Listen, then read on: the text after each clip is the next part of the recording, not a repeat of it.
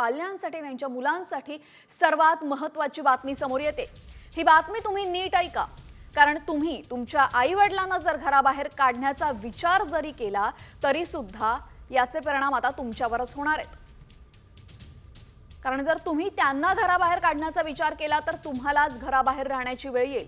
सरकारनेच हा मोठा निर्णय घेतला असून राज्य सरकारकडून मोफत कायदेशीर मदत देण्यात येणार आहे। जानेवारीपासून आतापर्यंत या विभागाने 42 ज्येष्ठांच्या बाजूने निर्णय दिला असून ज्यांच्या मुलांनी त्यांना घराबाहेर काढलेले आहे त्यांनी आमच्याकडे अर्ज करावा असं आवाहन निवासी उपजिल्हाधिकारी ज्योती कदम यांनी केलेले आहे। आणि या माध्यमातून आतापर्यंत 42 ज्येष्ठ नागरिकांना न्याय मिळवून देण्यात आलेला आहे।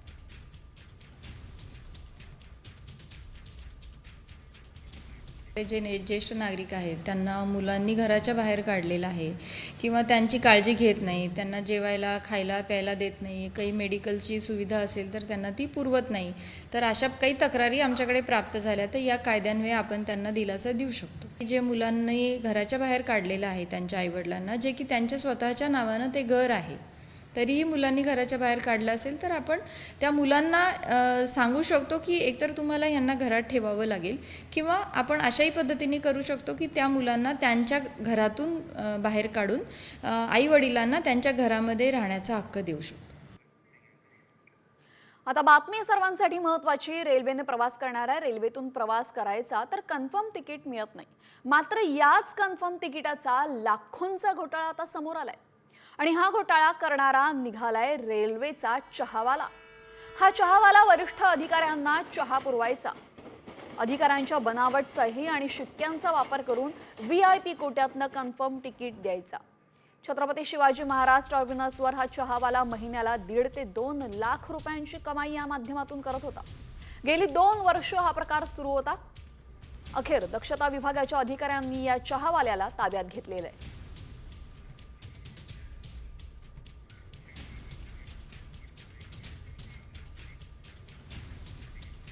यानंतर बातमी आहे पुण्यातील गर्भवती मृत्यू संदर्भातली। गर्भवतीच्या मृत्यूनंतर पुण्यातील दीनानाथ मंगेशकर रुग्णालयाला आता उपरती झालेली आहे। यापुढे रुग्णालयामध्ये इमर्जन्सीमधील कुठल्याही पेशंटकडून डिपॉझिट घेतलं जाणार नाहीये। रुग्णालयाच्या विश्वस्त बैठकीत हा ठराव झाला असून रुग्णालयाच्या मुजोरीमुळे गर्भवतीचा मृत्यू झाल्याचा आरोप सातत्यानं होतोय आणि त्यानंतर आता विश्वस्त मंडळालाही उपरती झाली आहे।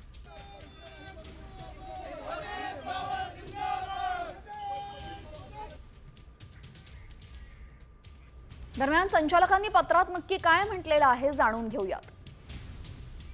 दुर्दैवी घटनेमागे रुग्णालयाचा संबंध जोडणं चुकीचं आहे।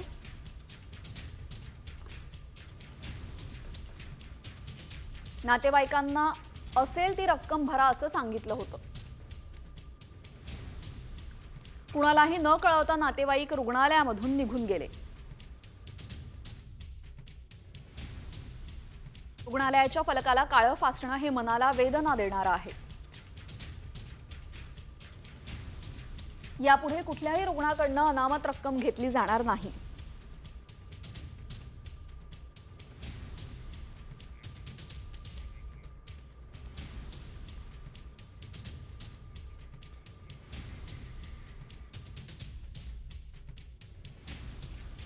तर पुण्यातील दीनानाथ मंगेशकर रुग्णालयातील घटनेची माहिती शरद पवारांनी घेतली असून 10 लाख भरले नाहीत म्हणून ऍडमिट करून घेतलं नाही असा आरोप मृत तनिषा भिसे हिच्या कुटुंबियांनी केलेला आहे। दरम्यान या प्रकरणाच्या संदर्भात शरद पवार प्रशासनाशी बोलण्याची आता शक्यता आहे। शरद पवारांनी या संपूर्ण प्रकरणाची माहिती घेतली असून पवार आता या संदर्भामध्ये प्रशासनाशी बोलण्याची शक्यता वर्तवण्यात येते। तर पुण्यामध्ये दीनानाथ मंगेशकर रुग्णालयाबाहेर राष्ट्रवादी शरद पवार गटानं आंदोलन केलेले। चिल्लर फेकून रुग्णालय प्रशासनाच्या विरोधात राष्ट्रवादी शरद पवार गटानं आंदोलन केलं।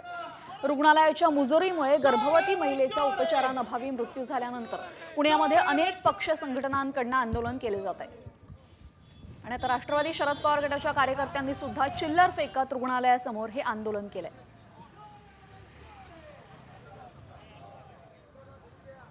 भीक द्यायला त्यांना आम्ही आलेलो आहोत। त्याचबरोबर म्हणून या ठिकाणी पुणे महानगरपालिकेने 27 कोटी रुपयाचा टॅक्स वसूल करण्याकरता या हॉस्पिटल लगेच सील लावावं.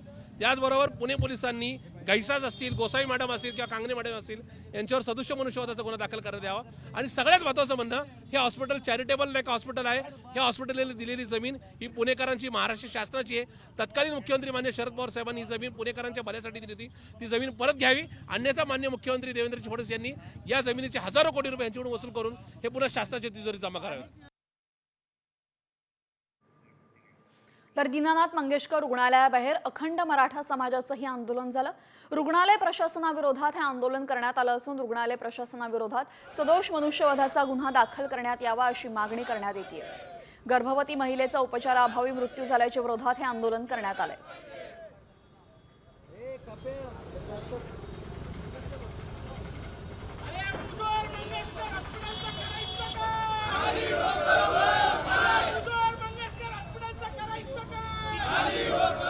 या सर्व घडामोडींनंतर आता पाहूयात देशासह राज्यातल्या महत्त्वाच्या घडामोडी वेगवान स्वरूपात टॉप 50च्या माध्यमातून. कॉमेडियन कुणाल कामरा याला खार पोलीस स्थानकामध्ये आज उपस्थित राहण्याचे पोलिसांनी आदेश दिलेले. पोलिसांनी आतापर्यंत 3 समन्स बजावले असून आज उपस्थित न राहिल्यास पोलीस अटकेची नोटीस काढण्याची शक्यता आहे.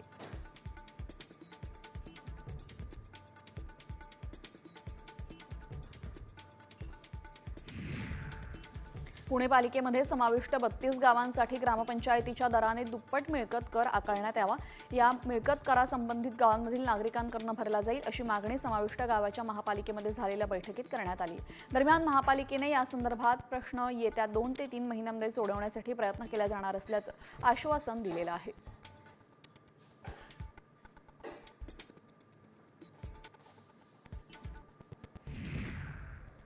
सागरी मार्गावरील सायकल मार्गिका आणि समुद्री पदपथ मे अखेरपर्यंत सुरू होणार आहे. पालिका आयुक्त गगराणी यांनी ही माहिती दिली असून मुंबईकरांना चालण्यासाठी सुरक्षित, सुटसुटीत आणि अतिक्रमणमुक्त पदपथ मिळावे यासाठी हा प्रयत्न होतोय.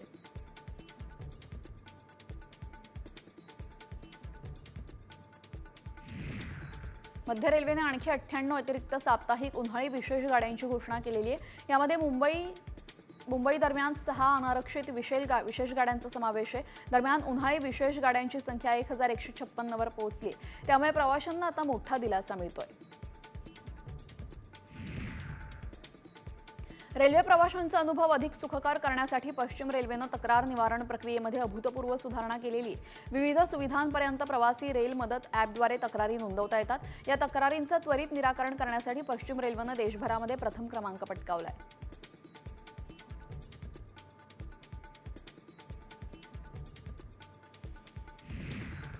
पश्चिम आणि मध्य रेल्वेवर उद्या मेगा ब्लॉक घेण्यात येणार आहे. पश्चिम रेल्वेवर शनिवारी बोरिवली अंधेरी दरम्यान अप धीम्या मार्गावर ब्लॉक घेण्यात येणार आहे.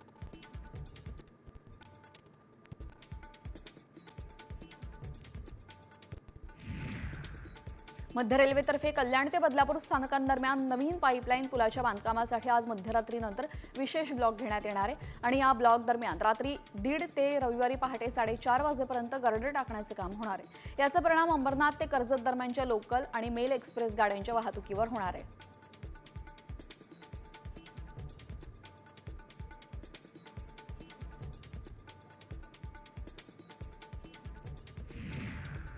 महायुती सरकारकडून मुंबईकरांना आणखीन एक गिफ्ट मिळण्याची शक्यता आहे. मुंबई मेट्रो ॲक्वा लाईनचा दुसरा टप्पा 10 एप्रिल ते 15 एप्रिलच्या दरम्यान कार्यान्वित होण्याची शक्यता आहे. दरम्यान महायुती सरकारला 100 दिवस पूर्ण होत आहेत आणि या पार्श्वभूमीवर मुंबईकरांना सरकारकडून गिफ्ट मिळण्याची शक्यता आहे.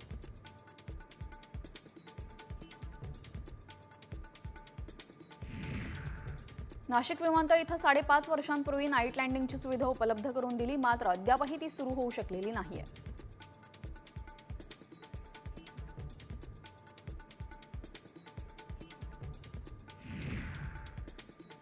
13 वर्षाखालील मुलांच्या सोशल मीडियावरील वापरावर कायदेशीर बंदी घाला अशी मागणी फाउंडेशनतर्फे करण्यात आली होती. मात्र याचिकेवर सुनावणी करण्यास आता सुप्रीम कोर्टानं नकार दिलेला आहे. ही एक धोरणात्मक बाब असून संसदेला कायदा करण्याचा सांगा असं सुप्रीम कोर्टानं म्हटलेलं आहे.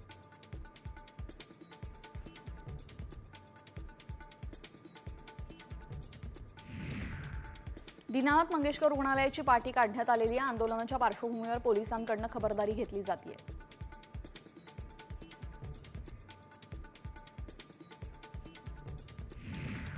मुंबई पोलिसांनी शहराच्या सुरक्षेच्या दृष्टिकोनातून महत्त्वाचा निर्णय घेतलेला आहे. मुंबईमध्ये पुढील महिनाभरासाठी drone, remote control, microlight aircraft, paraglider आणि हॉट एअर बलून उडवण्यावर बंदी घातलेली आहे. ही बंदी आजपासून पुढील महिन्याच्या 5 तारखेपर्यंत असणार आहे.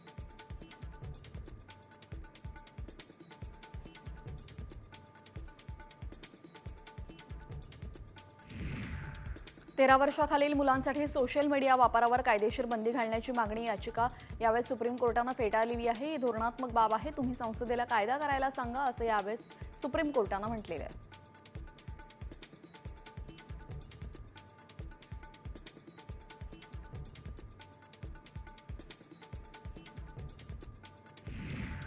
मुंबई महापालिकेवर 17,000 कोटींच्या कर्जाची नामुष्की ओढावलेली. विकास कामांच्या ठेकेदारांची बिलं देण्यासाठी कर्ज काढण्यात येणार आहे. त्याला नगरविकास खात्यानं मान्यता दिली असून 20 वर्षांसाठी 9% महापालिकेला व्याज द्यावं लागणार आहे.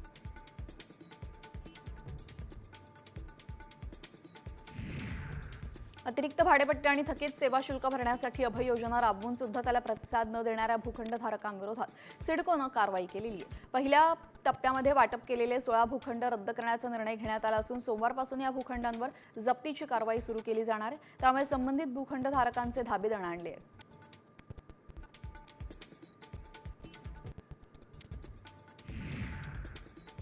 दोन वर्षांमध्ये सिडको महामंडळ नवी मुंबईमधील तब्बल 3,251 कोटी रुपयांचा खर्च गृहप्रकल्पांवर करणार आहे. सिडकोचे व्यवस्थापकीय संचालक विजय सिंघल यांनी ही घोषणा केलेली आहे.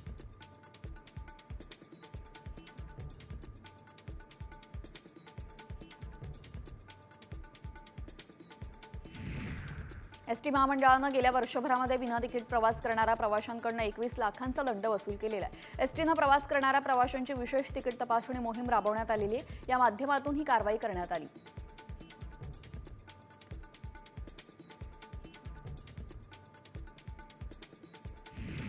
दक्षिण मुंबईमधील मलबार हिल मार्गाच्या देखभालीसाठी आणखी 2 कोटींचं कंत्राट दिलं जाणार आहे. या निसर्ग उन्नत मार्ग आकर्षणाचा विषय बनल्यामुळे प्रकल्पाचा कालावधी वाढवल्यामुळे खर्च दुपटीने वाढलेला आहे. मूळ प्रकल्पाचा खर्च 12 कोटींवरून आता 25 कोटी झालेला आहे.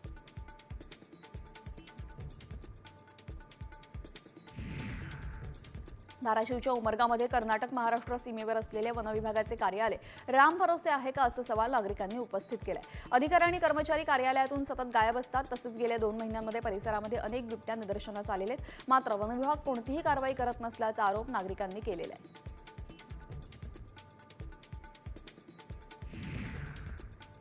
राज्यातील HSRP नंबर प्लेटच्या दरांना नागपूर खंडपीठामध्ये आव्हान देण्यात आलेले. शेजारील इतर राज्यामध्ये नंबर प्लेटचा दर कमी असताना सुद्धा महाराष्ट्रात सर्वाधिक दर का, असा प्रश्न उपस्थित होतो. या प्रकरणी जनहित याचिका नागपूर खंडपीठात दाखल झालेली. परिवहन आयुक्तांना 3 आठवड्यामध्ये जबाब नोंदवण्याचे आदेश देण्यात आलेले आहेत.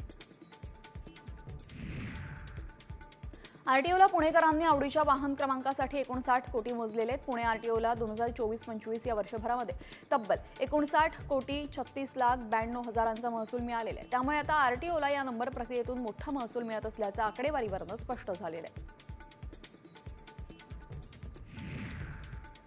चॉईस नंबरमधून पुणे आरटीओला गेल्या वर्षभरामध्ये तब्बल 59 कोटींचा महसूल मिळाला. गेल्या वर्षीच्या तुलनेमध्ये यंदा महसुलात 15 कोटींची वाढ झाल्याचं समोर आलंय. दरम्यान आरटीओच्या या चॉईस नंबर प्रक्रियेतून परिवहन महामंडळाला प्रचंड प्रमाणात महसूल प्राप्त होत असल्याचं आकडेवारीवरून स्पष्ट होत आहे.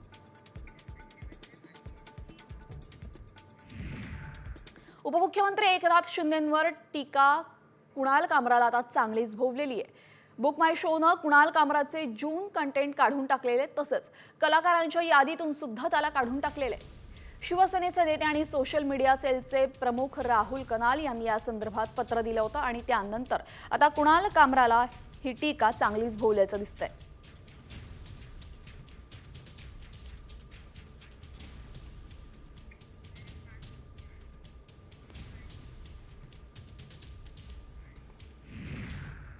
प्रसिद्ध अभिनेते डॉक्टर विलास उजवणे यांचं निधन झालंय. वादळवाट ही त्यांची मालिका खूप लोकप्रिय झाली होती. या मालिकेतून विलास उजवणे घराघरात पोहोचले होते. काही वर्षांपूर्वी त्यांना ब्रेन स्ट्रोक झाला होता. तसंच हृदयविकारासंबंधी सुद्धा त्यांची प्रकृती खालावली होती आणि त्यामुळे त्यांची काल प्राणज्योत मालवली आहे.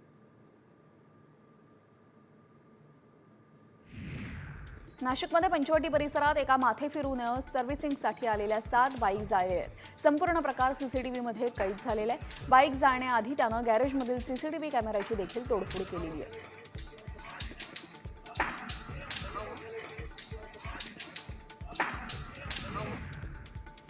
OpenAIच्या ChatGPT या AI टूलचा वापर करून बनावट आधार कार्ड तयार केलं जात आहे आणि हे फोटो इतके वास्तववादी आहेत की खऱ्या आधार कार्ड सारखे दिसतात। आता सरकार आणि AI कंपन्या यावर नक्की काय पावलं उचलणार हे पाहणं महत्त्वाचं ठरेल।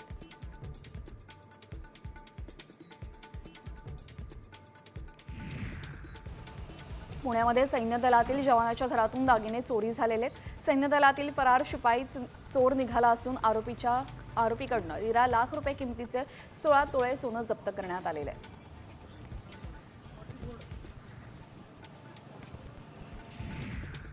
कुडाळ तालुक्यामध्ये बेकायदेशीर गोवा बनावटीचा मद्य साठा जप्त करण्यात आला। याबाबत कुडाळ पोलिसांनी कारवाई केली असून संशयित आरोपीला ताब्यात घेतलेले आहे। एकूण दारूच्या बाटल्या आणि फ्रीज मिळून एकूण 1,21,600 रुपयांचा मुद्देमाल जप्त करण्यात आला।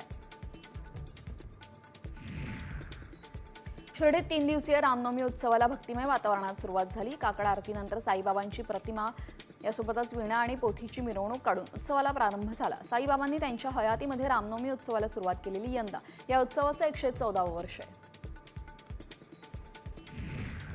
सोलापुरात अक्कलकोटमध्ये वाघदरीची परमेश्वराच्या यात्रेला कर्नाटकवरून लाखोंच्या संख्येने भाविक गर्दी करतात। यात्रेतील रथोत्सव हा आकर्षणाचा केंद्रबिंदू ठरतो। या रथोत्सवाच्या वेळेस मोठ्या प्रमाणात फटाक्याची आतिषबाजी करण्यात येते।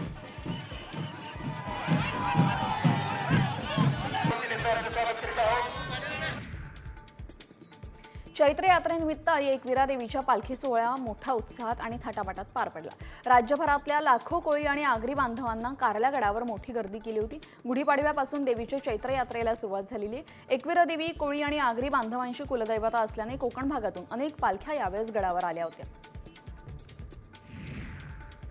चैत्र पौर्णिमा यात्रेमध्ये भाविकांसाठी तुळजाभवानी मंदिर 22 तास खुलं राहणार आहे। 11 ते 15 एप्रिल दरम्यान चैत्र पौर्णिमा यात्रा असेल। यावेळेस मंदिर रात्री 1 वाजता चरणतीर्थ पूजेनंतर खुलं करण्यात येईल आणि रात्री 10:30 वाजता प्रक्षाळ पूजेनंतर बंद होणार आहे।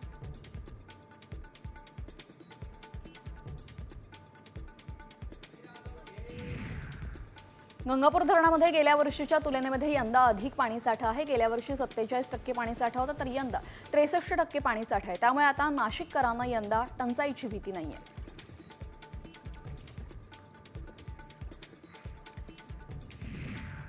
नागपुरातल्या मोमीनपुरा परिसरामध्ये रामनवमीच्या पार्श्वभूमीवर पोलिसांनी रूट मार्च काढलेला आयुक्त रवींद्र सिंगल यांच्या नेतृत्वामध्ये हा रूट मार्च काढण्यात आला। रामनवमी निमित्त शहरामध्ये भव्य शोभायात्रा काढली जाते। यावेळेस कोणतीही अनुचित घटना घडू नये यासाठी पोलिसांकडून विशेष खबरदारी घेण्यात आलेली आहे।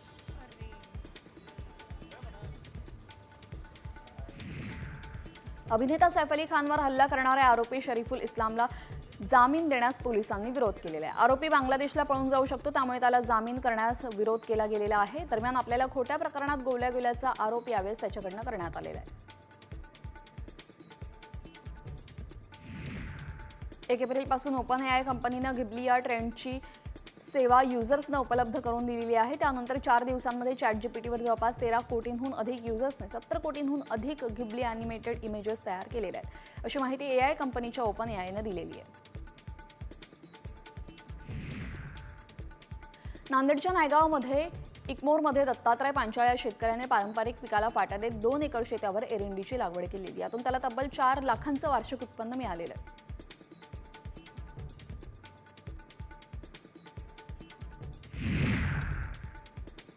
वक्फ दुरुस्ती विधेयक लोकसभेपाठोपाठ राज्यसभेतही मंजूर झालेले आहे। गुरुवारी रात्री संमत करण्यात आलं, परंतु दुसऱ्याच दिवशी या विधेयकाविरोधात काँग्रेस आणि MIM पक्षानं सर्वोच्च न्यायालयात धाव घेतलेली आहे। विधेयकाच्या वैधतेला दोन्ही पक्षांनी आव्हान देत यातून घटनात्मक तरतुदींचं उल्लंघन होत असल्याचा आरोपही करण्यात आलेला आहे। काँग्रेस नेते राहुल गांधी यांनी लखनौ उच्च न्यायालयाने मोठा झटका दिलेला आहे। वीर सावरकरांवरील कथित वादग्रस्त टिप्पणीचा प्रकरण जारी केलेले समन्स आणि दंड रद्द करण्याची मागणी न्यायालयानं फेटाळली आहे। लखनौच्या सत्र न्यायालयानं ही समन्स जारी केलं होतं आणि 200 रुपयांचा दंड आकारण्यात आलेला।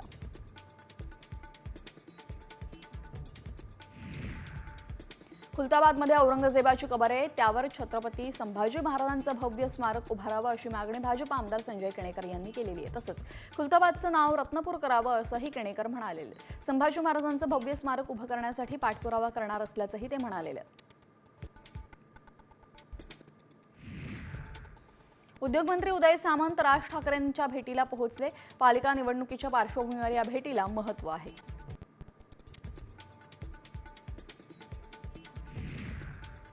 ऑपरेशन टायगरवर मंत्री उदय सामंत यांनी मोठा गौप्यस्फोट केला. अनेक अस्वस्थ नेते आजही एकनाथ शिंदे यांच्या संपर्कात आहेत आणि 6 जण वेटिंगमध्ये आहेत असा मोठा दावा उदय सामंतांनी केलेला आहे.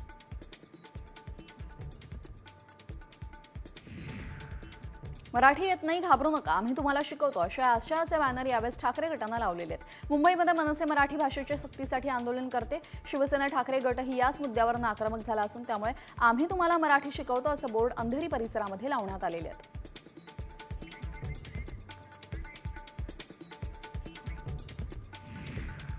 यानंतर सोलापुरातून एक अतिशय धक्कादायक बातमी समोर येते. सोलापुरात 2 शाळकरी मुलींचा मृत्यू तर एकीची प्रकृती गंभीर असल्याचं समोर आलेले. दरम्यान हा मृत्यू दूषित पाण्यामुळे झाल्याचं समोर आलं असून दूषित पाण्यामुळे मुलींचा मृत्यू झाल्याचा आरोप नातेवाईक आणि स्थानिकांनी केलेला आहे. बोरी परिसरामध्ये बाबू जगजीवनराम झोपडपट्टीमध्ये धक्कादायक ही घटना घडलेली आहे. घटनास्थळी भाजपा आमदार देवेंद्र कोठे तसेच महापालिका अतिरिक्त आयुक्त रवी परब यांनी भेट दिलेली आहे. मागील अनेक दिवसांपासून या झोपडपट्टीमध्ये दूषित पाण्याचा पुरवठा होत असल्याचा आरोप स्थानिकांकडून वारंवार केला जातोय. त्याचबरोबर भाजपा आमदार देवेंद्र कोठे यांच्याकडून सुद्धा दूषित पाणी पुरवठा होत असल्याला पुष्टी मिळालेली आहे.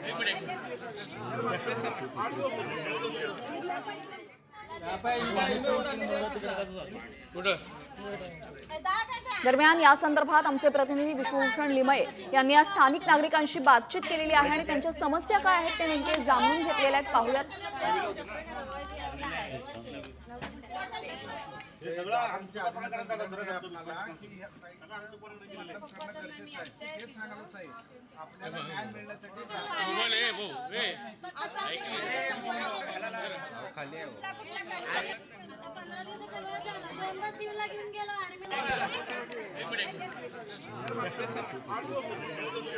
सोलापुरामध्ये दूषित पाण्यामुळे 2 मुलींचा मृत्यू झाल्याची धक्कादायक आणि गंभीर बाब समोर आलेली आहे. पाणी हे कोणत्याही मनुष्यासाठी अत्यंत गरजेची अशी वस्तू आहे, मात्र पाण्यासारख्या मूलभूत गरजा सुद्धा पूर्ण होत नसल्याचं इथे दिसतंय आणि याच दूषित पाण्यामुळे 2 मुलींचा बळी गेलेला आहे. एक मुलगी गंभीर असल्याची माहिती समजते. ही अतिशय दुःखद दुर्दैवी घटना आहे. यातनं जे ते न भरून येणार आहे त्या गरीब कुटुंबातल्या मुलींचं निधन झालेलं आहे. मी त्यांच्या दुःखात सहभागी आहे. आज आम्ही सकाळी आमचे नगरसेवक कंपनी साहेबांकडून निरोप आल्यानंतरनं महापालिका प्रशासनाला कळवलं. अतिरिक्त आयुक्त रवी पवार साहेब व त्यांची सर्व टीम या ठिकाणी तातडीने आली आणि पाहणी केल्यानंतरनं लक्षात आलं की 2 लोकांचं निधन झालेलं आहे आणि आणखीन 2 लोक सिव्हिल हॉस्पिटलला उपचार घेत आहेत. हे 4 जण याच भागातील एका शाळेत एकत्र शिकतात.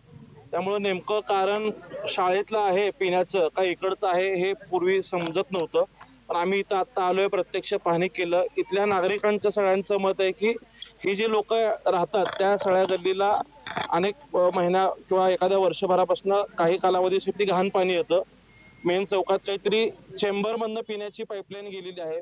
त्या चेंबरमध्ये ज्यावेळेस गाळ असतो त्यावेळेस यांना घाण पाणी येतं आणि ते चेंबर. दरम्यान अशा पद्धतीने ज्या अधिकाऱ्यांनी या पाणी पुरवठ्याकडे दुर्लक्ष केलेले आहे त्यावर काय कारवाई होते हे पाहणं महत्त्वाचं ठरेल. यानंतर वळत इतर बातम्यांकडे. बातमी पुण्यातून. पुण्याच्या मुंढवा केशव नगरमध्ये भरधाव कारने चिमुकल्याला चिरडले. या अपघाताचे सीसीटीव्ही समोर आला असून इमारतीखाली लहान मुले खेळत असताना भरधाव वेगाने येणाऱ्या गाडीने या मुलाला उडवलं. या घटनेनंतर कार चालकानं पळ काढलेला. सीसीटीव्हीच्या आधारे पोलिसांनी त्याला ताब्यात घेतलं असून गाडी चालकाचा शोध सध्या सुरू आहे. कार चालक फरार झाला असून घटना सीसीटीव्हीमध्ये कैद झालेली आहे. मुंढव्यामध्ये भरधाव कारने या चिमुरडीला चिरडले. लहान मुलं सोसायटीमध्ये खेळत असताना ही अत्यंत धक्कादायक अशी घटना घडलेली आहे आणि ही घटना घडल्यानंतर कार चालकानं तिथून पळ काढलेला आहे. दरम्यान सीसीटीव्हीच्या आधारे पोलिसांनी या कार चालकाला ताब्यात घेतलंय.